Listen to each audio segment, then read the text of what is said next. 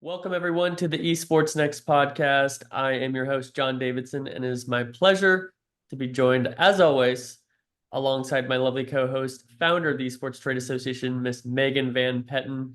And we have a wonderful guest today. He is the host of the Academy of Esports podcast. He is a speaker at your EsportsNext 2024 conference. He's the man with the silver voice, Mr. James O'Hagan. Thank you for that, John. I really appreciate it. Well, everybody who just heard your gratitude there also understands the point with the voice. And I remember, boy, it's been a couple of years now. Every coffee connection and every meeting, I want to say, I was just like, James, just keep talking. I could listen to that a little longer. Well, now you have Jim Corneliuson is also a part of the Esports Trade Association, and I feel like I have competition with a guy like that. I mean, he only is an opera singer and, does regular voice work. And so, and I know I haven't always been good about coming to every coffee connection, but I really appreciate the sentiment there. Thank you very much. Absolutely. Well, do you sing the national anthem? Because Jim sings the national anthem. That's a real, we might John, have to have like a battle or something. You should have seen, I've never seen Jimmy O over here. He fanned out on Corneliuson. Like, I didn't even think you had it in you to fan out like you did. Because Jim, I mean, he's cool. Like, Yes. there's no doubt about it. But James never really loses it. You did. You were like, I did. And it wasn't until I'm standing in the room and I'm looking at this guy and he was talking about what he does. And it's another one of those, people always wonder how Superman gets away with just wearing glasses, and people go like, well, how does he know? No, Jim Corneliuson, the only difference is that he wasn't wearing a tuxedo, which he typically wears when he sings at Blackhawks games or Bulls games or baseball games. He was just dressed like a normal guy. And he has that voice that after I'm hearing him talk for a minute, I'm going, wait a minute, I know this guy. Wait, his name is Jim. Oh, wait a second, it's him. It's the guy. Oh, cool. And yes, he has a tremendous voice, and I have a tremendous respect for him and his work. And I will never. Can I sing? I am a karaoke junkie. For those of you who don't know, but I would never say, "Oh, Jim Corneliuson, nah, you should just have me sing the national anthem." No. Well, what's your go-to karaoke song? Oh, John, I have a treasure trove of just fun stuff that I like to sing. I like to rap. I like to do country. I like to do, I've done some Stevie Wonder, Black Eyed Peas, Black Crows, Sir Mix-a-Lot, Young MC, B-52s. Like Big and Rich. Like I mix it up.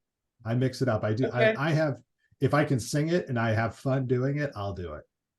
Okay, but I know you've got to have one song in the back of your mind, because let me paint this picture for you, which may happen, and I hope it happens for our listeners of this podcast, is night one in Chicago of the EsportsNext conference. You always do that. It happened the last night, John. You got to do it the last night. Excuse me.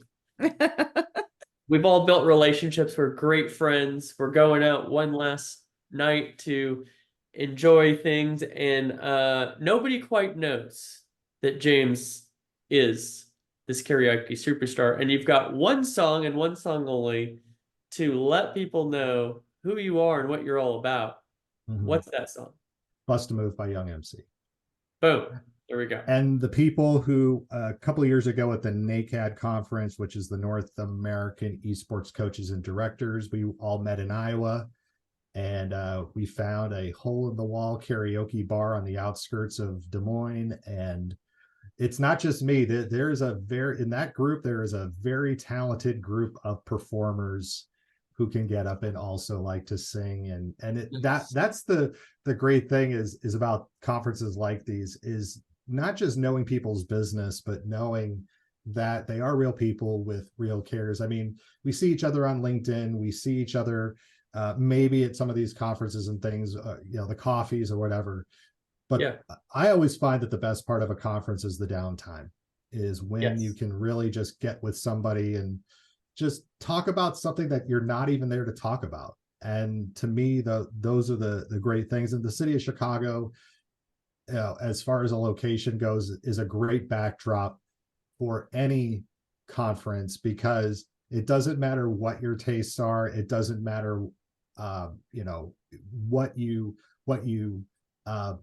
perceive or like or whatever. Look, Chicago is a fantastic city all around, and you can find something for everybody in the city of Chicago. Don't believe the news. If you live outside the city of Chicago, don't believe the news. Don't believe what people say, oh, crime and whatever. No, look, people who say that have never come to the city of Chicago. It is a fantastic world-class city. I love to eat, and it is a great eating city. But I will say my favorite part of Chicago is Sox Park. Not because the White Sox are a tremendous team, which sadly they are not this year. They are one of the worst teams in baseball, but long season. Yeah. But the ballpark is, I think, the most underrated and best restaurant in the city of Chicago. Really? Best food choices, hands down, anywhere in the city of Chicago. What are you ordering when you're at this restaurant? When I go to Sox Park, the thing that I need the most right away is I need a Polish sausage with extra onions. The grilled onions, it's the smell. Now they're doing one with they're doing a Polish sausage with brisket on top, which is just ridiculous looking. My mouth just started watering, actually. Like, brisket's my jam. I mean, so Polish sausage with brisket on top of it. Yes, that's the adopted Texan in me. Yeah. And then they do a Cuban sandwich, which is like ham, cheese.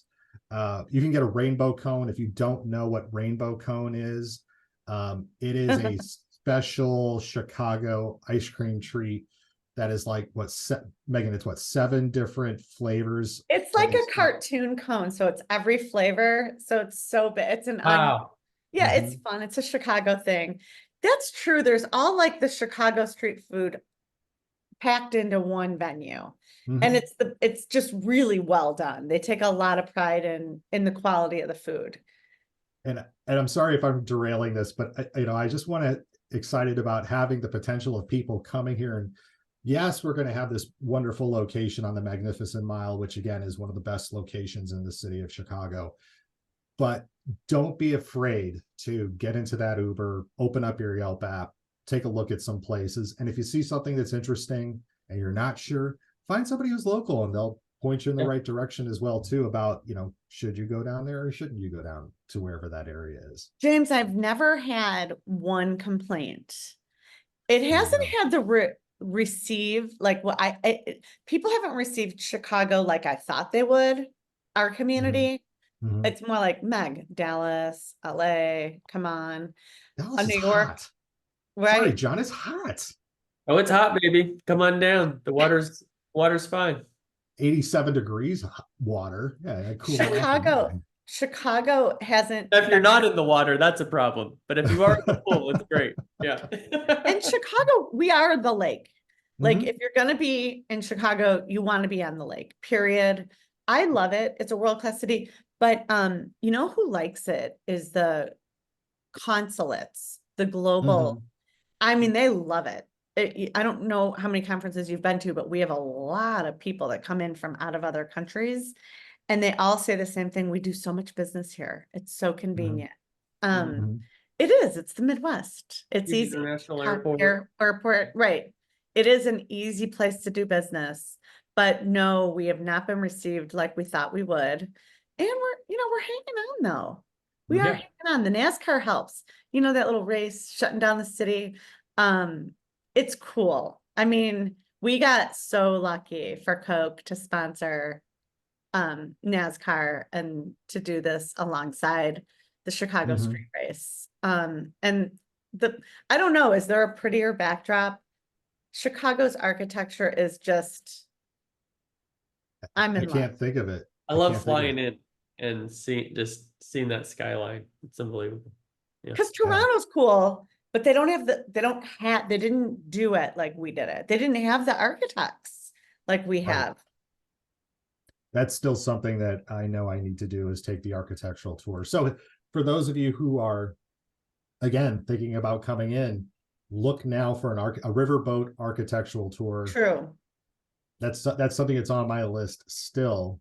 I've only read about Daniel Burnham, who, when people talk about the city, they talk about the Burnham plan. Frank Olmsted, who designed Central Park, he designed a lot of the parks along the lakefront in the city of Chicago. So there's a tremendous amount of architectural and park design history in the city. Even now, as the Chicago Bears are talking about another stadium, putting in another stadium somewhere, the pushback is always going to be not just the money, but that the lake is supposed to be a public access. It has historically been public access. Nobody owns the beaches. Nobody owns the lake. That is, again, the history and the charm of the city is that this is the people's beach. Absolutely. It is. And Chicago's been good to us. They are World Business Chicago's a supporter, Choose Chicago's a sponsor. You'll have some local Chicago fare when you're here. I see you here and there, but I never remember what conferences you've been to or not. They blend in after a while. Well, to talk, kind of about where I've been, one of the things I did recently was the U.S. Play Coalition, which I didn't know was a group, brought me down to speak about digital play and about gaming and esports. It's a really unique group. I learned a lot about the different types of play. I mean, as an elementary school teacher by trade, educator by trade to start, I always used playtime, recess time as being so important, not just for my students, but for myself as well too. I needed to get out at 2:00 in the afternoon and play some Foursquare and try to attempt to do double dutch. But being around people who picturing like Billy Madison in the dodgeball scene. Oh, completely. Yes, except I was wearing a tie. I would be wearing a tie and a collared shirt, never a jacket back then, but a tie and a collared shirt. I would wreck, like at least once a week, I would wreck my khakis that I wore from like sliding on the blacktop or something. That's awesome.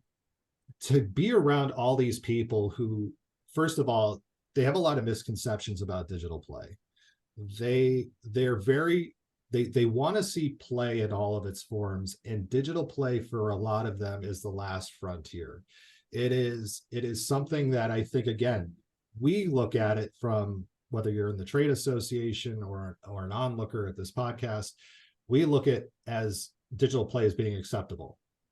To a lot of people outside of the industry, they still look at digital play with a wary eye. They hear about the problems. They hear about the online harassment, the things that go on, the toxicity that goes on in some of these spaces.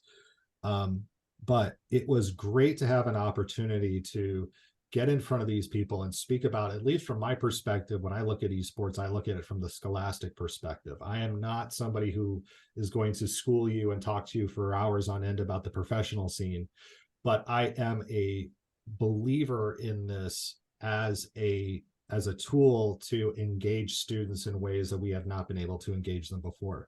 Even yesterday, UNICEF put together a report, a second report, actually. This is phase 2 of an annual report that they've been building that looks at how digital play is important for students because it gives them a sense of autonomy and competency. Now, my dissertation work is in the field of self-determination theory. When I heard autonomy and competency, I went, well, wait a second, that's just self-determination theory. That's just intrinsic motivation. That's just, it's obvious to me. Yes, of course. Thank you, UNICEF, for saying this, the UN getting here and saying it. But it's now we are looking at play truly in all of its forms. And there's an opening now to start to talk to people, whether they're in park districts or, I met a guy who talked about risky play. And we go, wait a second, what's risky play? Well, remember Megan and John, when we were kids and the playgrounds, you look at them today and you go, I'd break a hip. I would lose when I was a kid, I got my earlobe popped off by a swing. And my nose smashed by a swing. Oh, a swing. Well, back then, the playgrounds, you had to be aware. I learned very quickly not to go near the swings again. But now we have taken so much risk out of play, physical play, Right. that there's a movement now to bring what they call risky play back into vogue, if you will. So we want kids to be able to Broken experiment. glass, nails. No? No, but think about even like when we were kids, the jungle gyms. How tall were those things? They were at least a story, it felt like. Or think about the remember the merry-go-round? It was like that big metal, you could get it going as fast as you want, and kids would go flying off in all directions. Oh yeah, that was awesome. Yeah, those were so much fun. And when was the last time you saw one on a playground? If you've gone to a playground, you haven't. You can't find them. They're not there anymore. Because they're risky. Because yes, I'm sure a lot of us ended up with dislocated elbows and bumps and bruises and scrapes. But we're looking at risk. We're looking at play in all of its forms, and it's time that we as people who are involved in this space, we got to start engaging with having conversations with people, because these people who look at play in all of its forms really have a lot of insights, I think, that can add to the conversation that we are having around digital play, especially when we're talking about digital play with minors and those and students. Mm-hmm. So I'm curious of what has brought this discussion to where it is today. Meaning, my guess is the realization that every kid is basically a gamer nowadays. Mm-hmm. And what kids want to be doing at all times, if they're able, is to be playing video games. And we as parents, as teachers, etc., we historically have said, don't do those things. Those things are bad for you. These have these negative effects. A lot of research has happened. Games are better for the mind than TV, which is far more passive, and just ingesting content, but you're making all these decisions. You're sometimes playing as a team. But walk me through a little bit more of what has brought us to this point. Is it simply the fact that we can't keep kids from games, and a realization has said, well, through that and research that the positives have come through, or is it something else? Well, I think there's a couple of things. Number one, the access to a lot of these games has decreased. When we were kids, having an Atari 2600 or having an NES in the house was a luxury. Going to an arcade, not every town had an arcade. Now, I grew up in an area that had plenty of malls, a couple of arcades. If you didn't have an arcade, you might have had a pizza place where you could go play, and the choices were limited to the games that they had there. You couldn't just, go and pick whatever game you want. So I think the access to these games has increased, obviously. The cost to these has come way down. And I think too, now the research and the perception. Now, again, I'm a child of the 80s. I started playing video games. Probably my earliest memory is being at it's like a big box, store of the year, like Venture or something like that. If any of you know what Venture is, you probably going, oh my God, Venture. Yes, Venture doesn't exist anymore. But I remember specifically Donkey Kong. I remember Pac-Man. And I was 5 years old, and I'd grown up with these, and I haven't ended up a degenerate. I haven't ended up, any worse. I think that have you ended up a degenerate? No, I have not ended up a degenerate. We didn't have our parents weren't mean about it. Play. I think I depend on the parent. I think it would depend on the parent. Like, even my grandfather, who was old school, and I'm talking like 1940s, World War II, greatest generation, one of the classiest guys you'll ever know. It was 1 quarter. You got 1 quarter, and that's all I'm giving you. And that was it. And make it last. And if you don't, that's too bad. So it's now that we've grown up with it, and again, the cost has come down. We as the purchasing people in our families, or maybe the sole purchaser in our families, we want to have these things in our house. I mean, it wasn't my kids who bought the Xbox Series X that's in my living room right now. It's myself. Are my kids using it? Sure.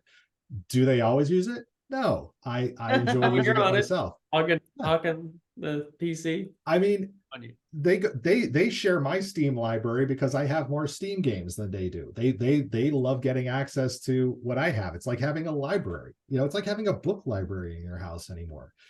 And I think the what's happening now, and Dr. Chris Ferguson, as co-author of the book Moral Combat, why I think it's called, what's the subtitle? Why the assault on video games is wrong. It's something like that. But the book is Moral Combat, Dr. Chris Ferguson.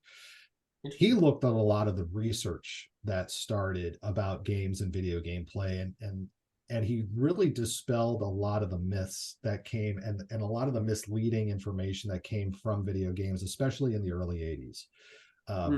We can even think back to 1985 when 60 Minutes ran an episode about the dangers, or the perceived dangers, of Dungeons and Dragons.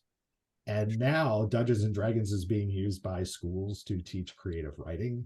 I know my kids, when they were like, we're doing a dungeon quest this weekend, it's like, I don't have to worry about them being safe doing that, because they're with their friends, they're hanging out, they're telling stories, they're having adventures, they're using their imaginations.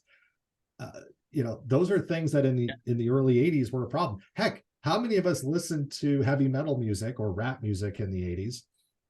And then we drive around now and we still listen to this. Exactly. And we listen to the same stuff. And it's like, well, remember when those were controversial? So it's the perceptions are changing. And it's important, like I said, for us to now start having real serious, those of us who are involved, especially like in the scholastic space, we have to have serious conversations. And people say, well, you're gatekeeping. Well, having a serious conversation and looking at things from a philosophical and a scholastic point of view, if you want to call it gatekeeping, that's fine, but I call it due diligence. I call it as important as anything that I would buy or try to place into a classroom or engage with students. You as a parent have a choice to do however you want to work with your children. I recommend ESB, looking at the Electronic Software Board, looking at their rating system and really trying to stick with that. But as school leaders, educators, scholastic spaces, those who want to get to our students, those under the age of 18 years old in particular, are asking us to take a leap of faith that their data privacy protections are up, that they are doing these things for the right reasons. And if you're doing it for profit, we're going to ask a lot more questions than as we've always have. One of the companies that I'll speak specifically about that I know has made strides to change and re-engage in the space recently has been Playverses. I was very critical about Playverses during their initial phases and making overtures in the States and really trying to, for lack of a better phrase, own the space. What I'm seeing now is Playverses is trying to work a lot more within the space, that they realize that teachers are supposed to be allies, not your competition. And while we may not all use Playverses or have a need for a Playverses type service, it is, I think, good for the system to have them a part of it, because they do bring a lot of attention to scholastic gaming and esports. But again, that doesn't mean we as educators or we as parents or just people who are interested in the space should acquiesce or give up control. We should continue to ask questions and push. Well, I have a question for you there, James, because you are speaking on our panel at Esports Next, utilizing esports in curriculum. And I love this because this is a topic where you're going beyond, I'm having a varsity competitive team after school. You're going beyond, it's okay to play games and these are the benefits, which I think is very important. But I love the in your curriculum aspect of that, which is what we're saying is we're able to accomplish the academic requirements that teachers have put on them by whether it's the city or the state, their ISD. And while we don't want you to give away all the nuggets of wisdom and save some for Esports Next, I would love to just get a little bit of background on two things from you. One is, what's an example of utilizing esports in a curriculum? And also, we've been talking a lot on this podcast about there are benefits to kids who are playing game. games. Help me understand specifically what some of those benefits are that kids are experiencing playing games. Sure. When we talk about, we'll start with the curriculum part. So there's two ways that I'm seeing people engaging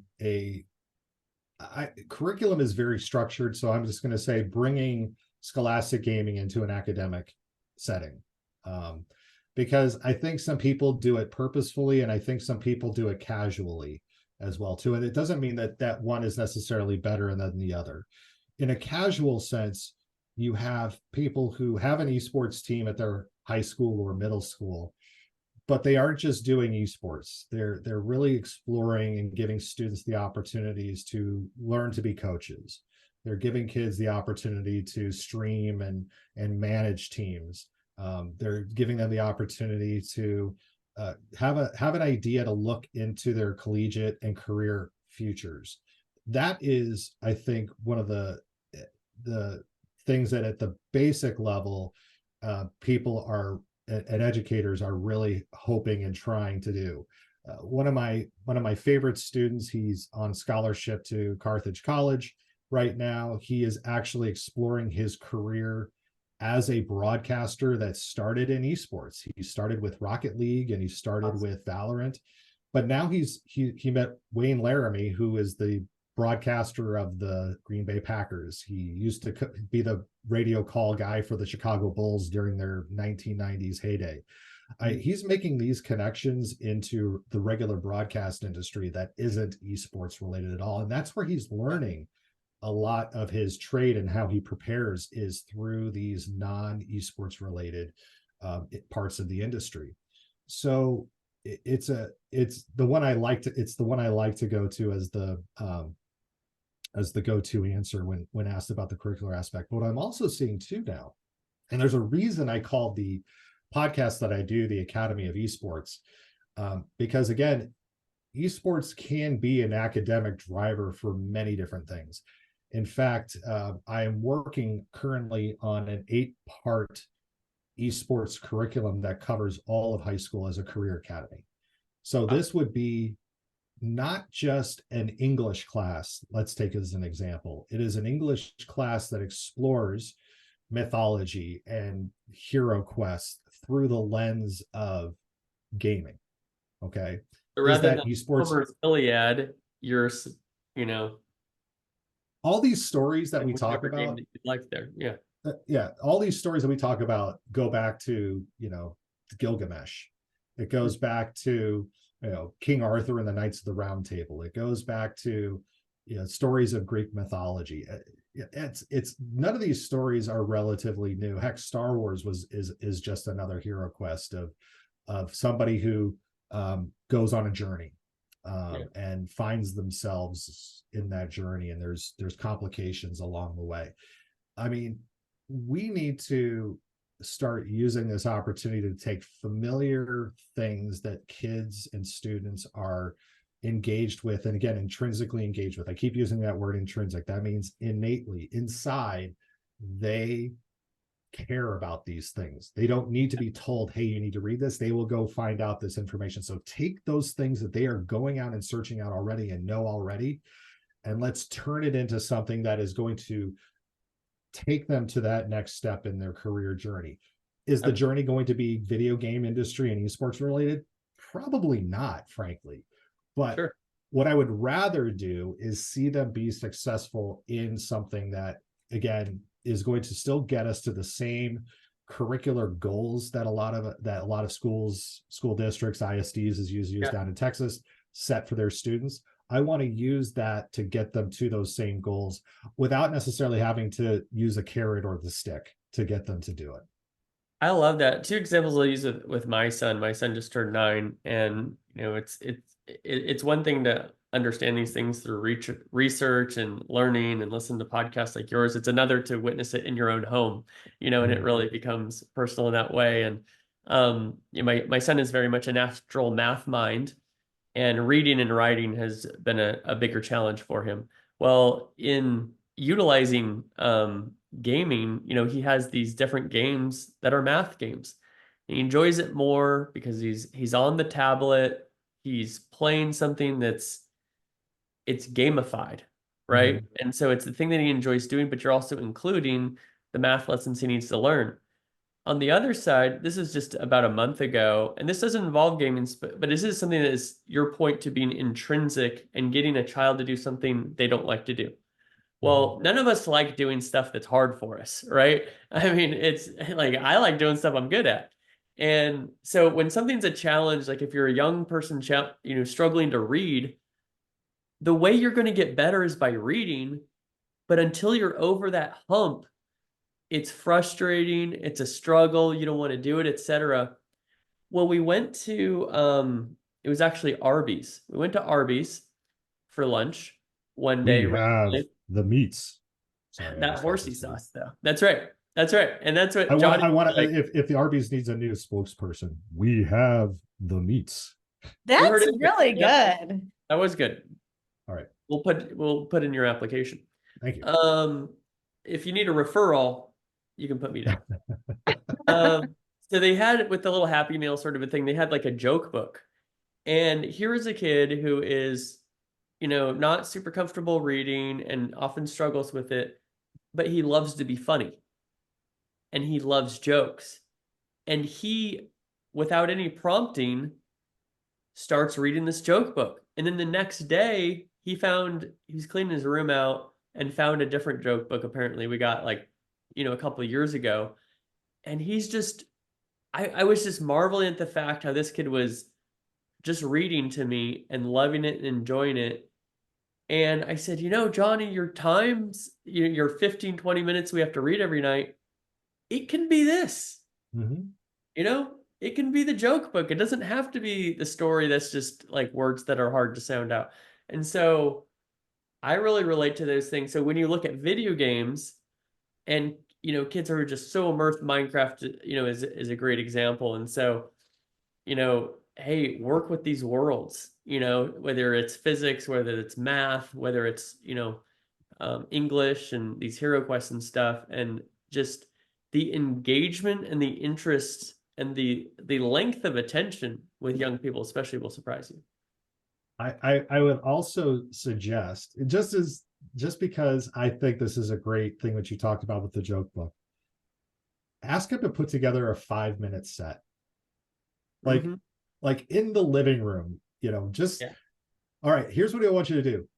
Put together and see if you could get it all together. And those are the kind of things, again, you picked on something that, again, the intrinsic motivation. When I first started teaching in 1999, I had a veteran librarian named Linda Berry. I was teaching in Lansing, Illinois, on the south suburbs of Chicago. And Linda had comic books in her library. And I said, again, here's me, 23-year-old, don't know much of anything. All I knew is what I knew as a student. And I said, well, wait a second, why do you have comic books? And she goes, it's reading, isn't it? And she says, I'll argue that it is more difficult because you have to be able to follow the story. A comic book isn't laid out sequentially. It is, there's a paragraph here, there's a paragraph here, there's a paragraph here. You have to follow the bubbles. So to people who say like, well, comic books are a way, because again, remember, comic books also used to be a waste of time. They used to be a waste of money. Well, again, if they're getting kids to read, how many people read graphic novels? I mean, one of my, I love the book Animal Farm by George Orwell, but the graphic novel put the whole story together in a completely different light for me. It's and that's what we can do with games. There's a game I was just part of a group that is scoring innovative games for Games for Change, which is a great festival. It's coming up in New York City this summer. And one of the games was a VR game that is looking at the Cambodian genocide, which isn't really a fun topic if you think about it. But it was a game that, when played through, especially in a VR sense, puts you in a different mindset rather than just reading about the Cambodian genocide, which was horrifying. Sure. Reactive Pol Pot and all that. Games have the ability to change mindsets. One of my favorite ones that I've played recently is called I Was a Teenage Exocolonist. And it is a game that I recommend if you're going to look at it and go, James, why are you telling us to play this game? It isn't esports. Look, not everything has to be esports, right? Not everything has to be competitive. Let's take this opportunity again to, yes, we can use esports, but let's say, hey, you love playing this game. Let's explore some other ideas that we have here. And I Was a Teenage Exocolonist is a great game to look at interpersonal relationships and look at the roles of governments and look at the roles of religious organizations and look at, alien life and human sexuality and things like that in a way that is very inviting and can be personalized to the person who is playing the game. Yes. Well, I've got an additional question for you, and I'll start with another short story. Okay. But the basis of my question is, how do we help parents understand these benefits? And so I was sitting in church just a couple weeks ago, and I'm a little early for the first time ever. And so I'm sitting there waiting for things to start, and there's these two ladies behind me, two mothers, and they're talking about their experience with video games with their kids, and my ears perk up. I'm like, so I'm just listening for a minute, and they're just going back and forth about how their kids are on these devices too much and their concerns of it. And one thing a mother said that I was like, oh, you're so well-intentioned, but you're just not educated on the subject. She said, I'll find myself telling my kid to stop playing a video game and come watch TV with me because it's less digital or something.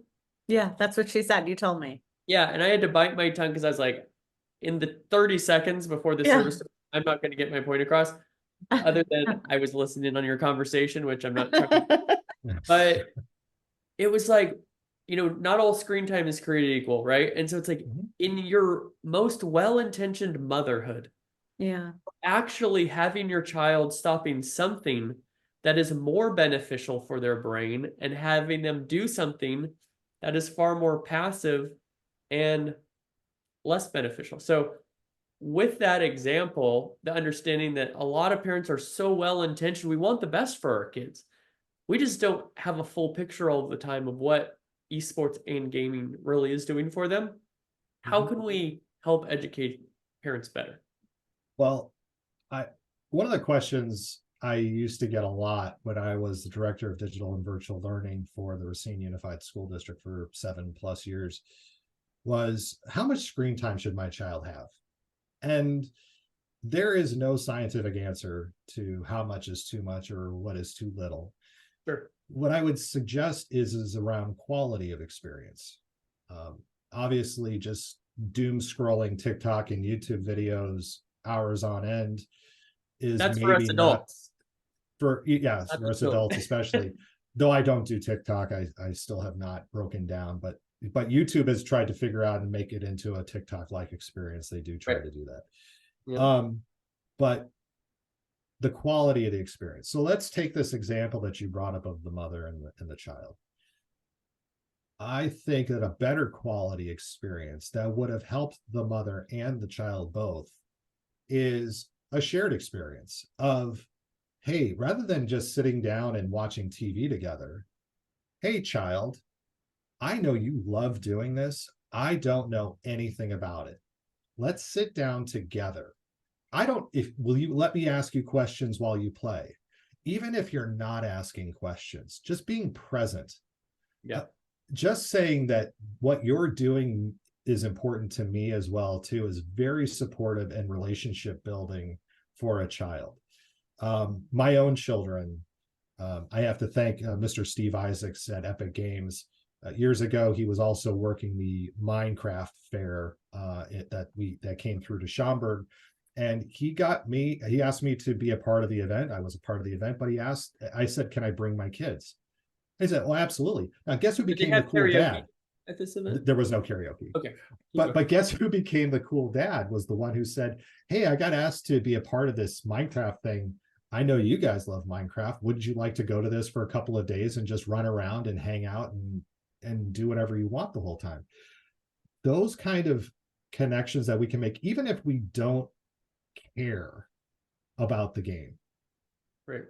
Our interest in their well-being, our interests in their interests are so much better than saying what could be, which is really damaging to a child, is, hey, what you're doing is a waste of time. Don't do that. It's a waste of time. When kids hear that, especially if you have a parent who not just is an authority figure, but somebody who you love, somebody who hopefully they want to impress and they want you to love them back, and it's nothing more troubling for a child to hear from a loved adult that what you're doing is a waste of time. It used to be that I would ask people at conferences, hey, describe to me a typical gamer. And they would say, well, it's somebody who's either in their basement or in their bedroom. They don't see the sun. They have a terrible diet. They always drink Mountain Dew. I swear, it didn't matter if I was asking that question to a group of educators, not educators, teenage students. They all came back with the same answers. Well, there's a reason those kids ended. That's the stereotype, because for the longest time, especially when we were kids, we were told that what you're doing is a waste of time. Going to that arcade is a waste of time. Putting that money into that machine is a waste of time. All these hours that you're spending on your Nintendo is a waste of time. So of course we were going to retreat to our bedrooms. Of course we were going to retreat to our basements.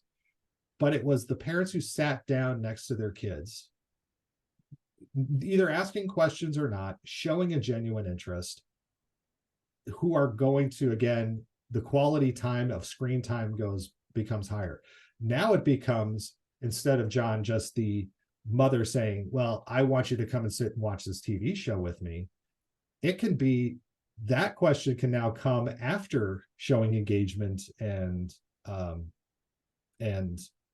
care about the child. And now it may be reciprocated much more easily than before. What we're seeing too, James, more than I've never seen this before. We're seeing dads bring their kids and moms, for that matter, to our conference. Yeah. And look, for parents especially, I have a 20-year-old, an 18-year-old, and a soon-to-be 16-year-old. I didn't think anything that I was showing outside of Minecraft, I didn't think anything I was showing them or telling them was sticking. However, I have my oldest child, she is a Talking Heads and They Might Be Giants fanatic. And she says, I remember when you would play this for us when we were kids. My middle child, she is a goth child through and through, black everything, red hair, cat's eyes. She's like, I remember when you would play The Cure, Depeche Mode. Like, I'm listening to that. And my son, who's 16, who's going to be 16, he, while I thought he for sure he was going to be the esports, actually I thought all three of them were going to be the esports kids. None of them were esports kids, by the way. I set up all these experiences like thinking, okay, my kids are going to be esports kids. I want them to have the best. That's so one did both. The two older ones did music and plays. My middle son decided robotics was his calling, but these were not wasted things that we did as families. And I'm a divorced father, so for most of my kids, they were in a single parent household for a very long time, so my time with them was very limited. These things matter, even if you only have a short amount of time. So while we think our kids are going to stay little forever, and when I look at my kids, I still see them as 5, 3, and 9 months old. These times go by so quickly, and taking just, like I said, 10, 15 minutes, sit down and watch them play, ask them a couple of questions. Those are going to be the things that are going to mean the most. Absolutely. And kids, especially in that, 8, 9, 10, 11 age range, love showing and teaching their parents stuff. The amount of times I'm like, Dad, I brought my Switch. Can I show you this new mod in Minecraft? And it's such a great reminder. I'm thinking about this because sometimes I got time to sit down. Sometimes I don't have time to sit down, right? And it is just such a fantastic reminder as you're talking right now to say, you know what? Yeah, take that time Because one thing that's special too about this time and this age, from what I hear, they don't always want to show you stuff. One day that it's going to come and that's going to change, but you can really engage with your kids around gaming. It can be intimidating for a lot of parents who didn't grow up gaming themselves, because it's like, I don't know this, but the kid just absolutely loves expressing and sharing and teaching, and they're not trying to turn you into a pro or care how good you are. They're just interested that you're interested. Yeah. They're doing. Back to the basics. Well, not just the basics, Megan. I mean, yes, to the basics, but here's the other thing too, that we as educators always talk about wanting our students to do. We want our students to be masters of content, right? We don't want them to just be proficient. We don't want them to just know 2 + 2 is 4. We want them to be able to teach somebody else how 2 + 2 is 4. And what we have the potential of, what you were just alluding to, John, is yes, having kids demonstrate mastery with content that they are feeling competent in sharing with you, that they are doing it in an autonomous way, and they probably learned it from a community of peers as well too. People wonder and ask me all the time, James, how is gaming so different, or why is it so different in the school space? I said, well, think about this. Where else does a child feel a sense of competency in a school day? It's very rare for a child to feel competent in a classroom. They don't have a sense of autonomy, because they are being told what time to go somewhere, what to do, how to do it. And then relatedness, a lot of the times they're still sitting in desks in rows, very turn of 1920, 20th century, mindset about how education is supposed to be. So there's not a lot of community building that goes on, because you're told to do all these things by yourself and don't talk to your neighbors and don't share. So this gaming encompasses in an intrinsic way what we hope school will be a lot of times. Yeah, that's well said. Well, I mean, I could talk to you forever, and I'm sure our audience could listen to you forever. And so we are so excited that you are going to be joining us on stage in person at EsportsNext 2024 in Chicago, July 7th through 9th. So for those of you listening, if you have not yet registered, we encourage you to do so. It does help us on the planning side when people do it sooner than later. It's good for our hearts and our stress levels. It always ends up being a good time, but we have a little bit of a last minute community, and I'm just as guilty as anybody else when it comes to procrastinating to book a ticket or register. But James, my last question for you is simply, so people continue to learn from you and follow what you're doing, what is the best way for people to get a hold of you or stay in contact in the ways you'd like them to? Easiest way is LinkedIn for me. So look up James O'Hagan. That's spelled O''Hagan. I love connecting with people on there. So that is the easiest way to do it. We're hearing that more and more, that people are on LinkedIn. LinkedIn seems like they literally won the communications of this day and time. Let's just hope it doesn't become Facebook. That's Election's coming up. LinkedIn's just so convenient. The business people. Yes. Although I am guilty of posting a skateboarding clip now and then, but I do try to tie them to business principles. Well, James, we don't want to take any more of your time, even though we'd love to. But thank you so much for joining us today on the Esports Next podcast. We so look forward to you joining us in July in Chicago.